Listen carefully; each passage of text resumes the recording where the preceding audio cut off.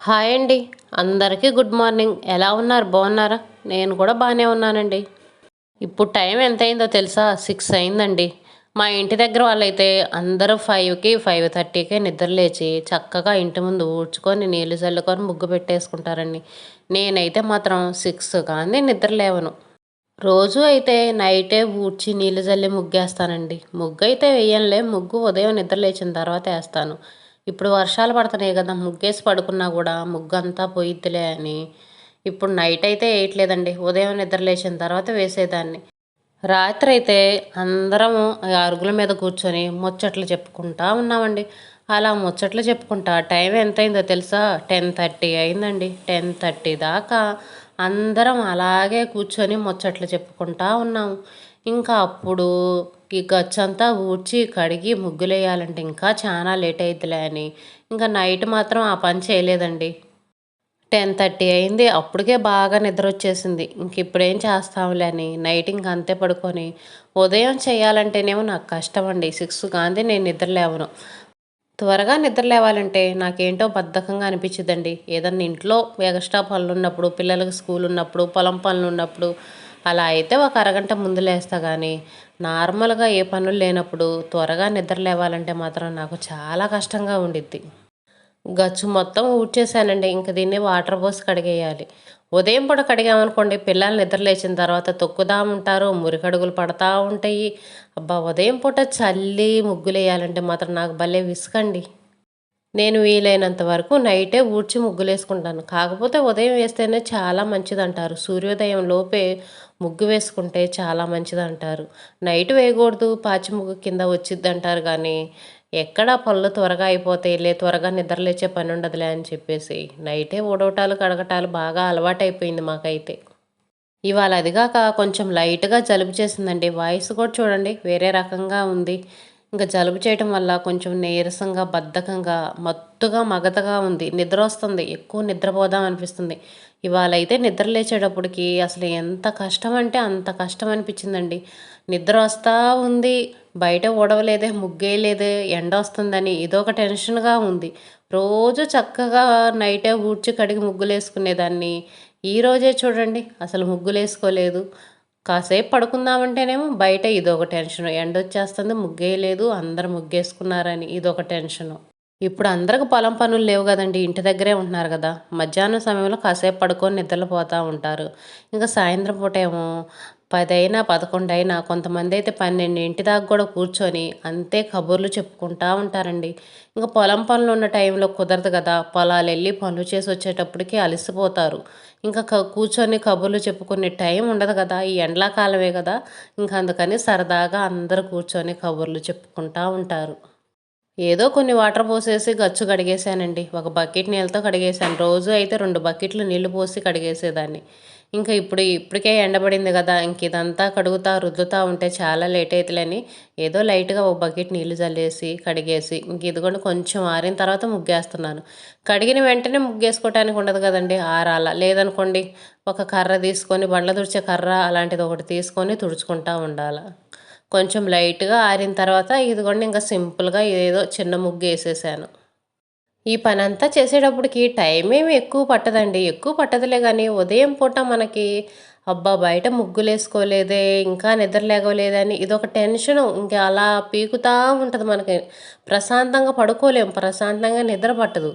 ఇంక బయట ముగ్గు పెట్టేసి వచ్చేసానండి. నైట్ అంట్లుంటాయి గదా! నైట్ అంట్లు గూడా ఇంక అంతే ఉండేయండి. నైట్ చాలా లేట్ అయిందన్నా గదా!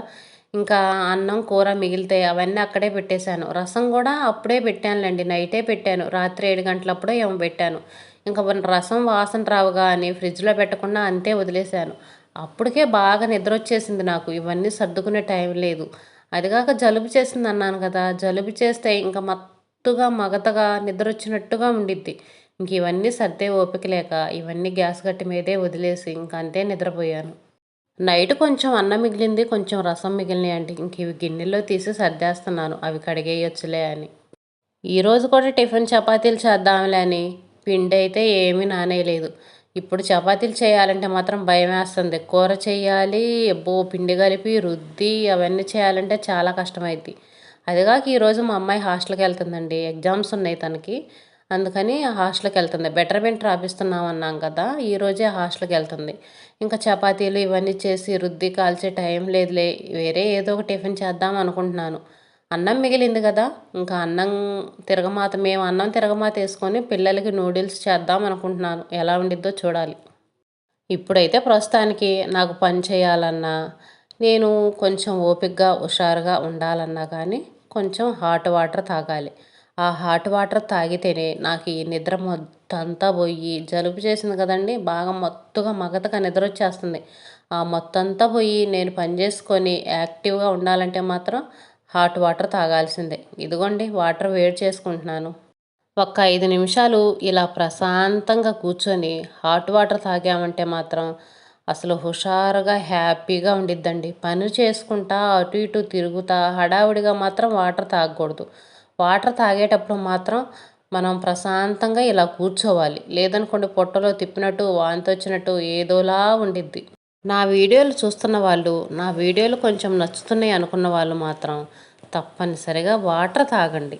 మీరు నా వీడియోకి లైక్ చేసినా చేయకపోయినా, కామెంట్ చేసినా చేయకపోయినా కానీ ప్రతిరోజు మీరు హుషారుగా యాక్టివ్గా ఆరోగ్యంగా ఉండాలంటే మాత్రం తప్పనిసరిగా వేడి నీళ్ళు తాగటం అలవాటు చేసుకోండి. ఊళ్ళోకి ఇడ్లీ అమ్మే ఆమె వచ్చిందండి. ఇంకా ఆమె దగ్గర ఇడ్లీ తీసుకుంటున్నాను. ఏం టిఫిన్ చేయాలా అని ఆలోచిస్తున్నా. ఎలాగలా ఇంక ఇడ్లీ అమ్మే ఆమె ఇంటి ముందుకే వచ్చింది కదా, మనం ఎక్కడికో వెళ్ళి తెచ్చుకోవాల్సిన అవసరం లేదు. ఆమె ఇంటి ముందుకే వచ్చి ఇచ్చిద్ది మనకి. ఒక 30 రూపాయలు ఇడ్లీ తీసుకున్నానండి. ఎంత ఇడ్లీ, చిన్న చిన్న ఇడ్లీ, 10కి 4 ఇడ్లీ ఇస్తారు కానీ చాలా చిన్న ఇడ్లీ అండి. పొలం పనిచేసే వాళ్ళకైతే ఈ ఇడ్లీ ఏ మూలకి రావు. ఇంకెలాగలా ఉదయం పూట ఏదో ఆకలి తీర్చుకుందాంలే అని ఒక 30 రూపాయలే తీసుకున్నాను. పిల్లలకి కొంచెం అన్నం మిగిలింది కదా, ఇంకా పిల్లలకి బంగాళదుంపలు ఉన్నాయి. బంగాళదుంప రైస్ కానీ లేదనుకుంటే ఎగ్ రైస్ కానీ ఏదో ఒకటి చేసి పెట్టాలి. మేమైతే ఇంక ఇడ్లీ తినేస్తాము. పిల్లల్ని ఇడ్లీ తినమన్నాం అనుకోండి తినరు. నార్మల్గా ఇంట్లో వండితేనే గొడవ గొడవ చేస్తారు. ఇంకా బయట కొనేవి కూడా ఇడ్లీయే తినమన్నాం అనుకోండి ఇంకా అస్సలు వాళ్ళు ఒప్పుకోరు. ఇంకా అన్నం మిగిలింది కదా, వాళ్ళకి ఏదో ఒక రైస్ చేసి పెట్టేసి ఇంకా మేమైతే ఇడ్లీ తింటాం. ఇంకా టిఫిన్ టెన్షన్ లేదండి. టిఫిన్ పని మాత్రం ఇంకా అయిపోయినట్టే. పిల్లలు ఇంకా నిద్రపోతానే ఉన్నారు. నిద్ర లేవలేదండి. ఇంకా వాళ్ళు నిద్ర లేచేలోపు ఇదిగోండి అంట్లు కడిగేసి బట్టలు ఉతికేద్దామని బట్టలన్నీ నానబెట్టాను. సరిపేసి బట్టలు నానబెట్టాను. అంట్లు బయటేసి కొంచెం వాటర్ జల్లి ఉంచాను. అంట్లు నానితే కదా మనం కడిగేటప్పుడు ఈజీగా ఉండిద్దిలని. ఈ టబ్లో అంట్లు వేసుకుంటాను కదండి, ప్రతిరోజు అంట్లు కడిగేటప్పుడల్లా టబ్బును కూడా నీట్గా కడిగేస్తాను. ఈ అంట్లు ఎంగిలి అంట్లు వేస్తాం కదా, జిడ్డు అన్నం మెతుకులు అవన్నీ పడి టబ్ అంతా జిడ్డు జిడ్డుగా ఉండిద్ది. మళ్ళీ కడిగిన అంట్లు స్టాండ్ నేను ఇందులో పెట్టుకుంటాను. మళ్ళీ ఆ జిడ్డు అంతా కడిగిన వాటికి అంటిద్దిలే అని అంట్లు రుద్దేటప్పుడల్లా టబ్బును కూడా నీట్గా సబ్బు పెట్టి రుద్ది కడిగేస్తాను. ఉదయం పూట అంట్లు మాత్రం మనం తప్పనిసరిగా కడుక్కోవాలండి. మనకి పని అనేది ఈజీగా అయిపోవాలంటే ఉదయం పూట అంట్లు కడగటం, బట్టలు ఉతకటం ఈ పనులు మాత్రం అస్సలు వాయిదా వేసుకోకూడదు. ఉదయం అంట్లు కడగకుండా ఈ అంట్లన్నీ అలాగే ఉంచి మళ్ళీ మనం టిఫిన్ చేసి టిఫిన్ తిన్న అంట్లు వచ్చినాయి అనుకోండి, ఇవన్నీ కడగాలంటే ఎంత కష్టంగా ఉండిద్ది మనకి. టిఫిన్ తిన్న తర్వాత ఒక్కోసారి బాగా ఎండొచ్చిద్ది, మనకి చాలా లేట్ అయిద్ది. అప్పుడు కొన్ని అంట్లు ఉండయి అనుకోండి, ఓన్లీ టిఫిన్ తిన్న అంట్లే ఉండయి అనుకోండి, ఇవన్నీ ఇప్పుడేం కడుగుతాంలే, సాయంత్రం కడుక్కోవచ్చులే అని మనం కొంచెం పని వాయిదా వేసుకోవచ్చు. రెస్ట్ తీసుకున్నా కూడా మనకి ఇబ్బంది ఉండదు. సాయంత్రానికి కూడా కొన్ని అంట్లే అవుతాయి, మరిన్ని అంట్లు అవ్వవు కదా, మనకు కడగాలన్నా కూడా ఇబ్బంది ఉండదు. అందుకని ఉదయం పూట మాత్రం అంట్లు అనేవి తప్పనిసరిగా కడగండి. ఇది నిన్న సాయంత్రం టమాటా రసం పెట్టానండి. టమాటా రసం నేను ఎలా పెడతాననేది ఈ వీడియోలో చూపిస్తాను చూడండి. 2 టమాటాలు తీసుకొని ఇలా పొడవుగా ముక్కలుగా కట్ చేసి వాటర్లో ఉడకనిచ్చానండి. కొన్ని ధనియాలు, జీలకర్ర, 2 ఎండుమిరపకాయలు, ఒక చిన్న నిమ్మకాయ సైజు చింతపండు, 4 మిరియాలు వేసి ఇదిగోండి ఈ వాటర్లో బాగా ఉడకనివ్వాలి. ఒక పొంగు 2 పొంగులు వచ్చేంత వరకు ఉడకనివ్వాలి. ఉడికిన వాటిని ఇదిగోండి ఇలా మెత్తగా పిసుక్కోవాలి. బాగా ఆరిపోవాలి. వేడి వాటిల్లో చేయి పెట్టామంటే మన చేయి కాలిపోయిద్ది. అందుకని బాగా ఆరిన తర్వాత ఇలా బాగా మొత్తం టమాటాలన్నీ పిసికేసేయాలి. రసం అంతా బయటకు వచ్చి ఓన్లీ పిప్పి ఉండేంత వరకు బాగా పిసికి వడగట్టుకొని దీన్ని ఇదిగోండి తిరగమాత పెట్టుకుంటున్నాను. ఒక గిన్నెలో కొంచెం ఆయిల్ వేసి, కొంచెం జీలకర్ర వేసి, కొంచెం కరివేపాకు వేశాను. ఇవి వేగిన తర్వాత వడగట్టుకున్నా కదండి రసం, ఈ రసం ఇందులో పోసేసాను. రసానికి సరిపడా ఉప్పు, పసుపు, కొంచెం రసం పొడి వేసుకుంటున్నాను. రసం పొడి వేసుకోవటం వల్ల రసం చాలా చిక్కగా ఉంటాయి. 2 టమాటాలే వేసుకున్నాం కదా! టమాటాలు తక్కువ వేసుకున్నా కూడా రసం పొడి అనేది వేసుకుంటే రసం అనేది చిక్కగా టేస్ట్ అనేది చాలా బావుండిద్ది. ఇందులో కారం వేసుకోవాల్సిన అవసరం లేదు. మనం మిరియాలు వేసాము, ఎండుమిరపకాయలు వేసాము.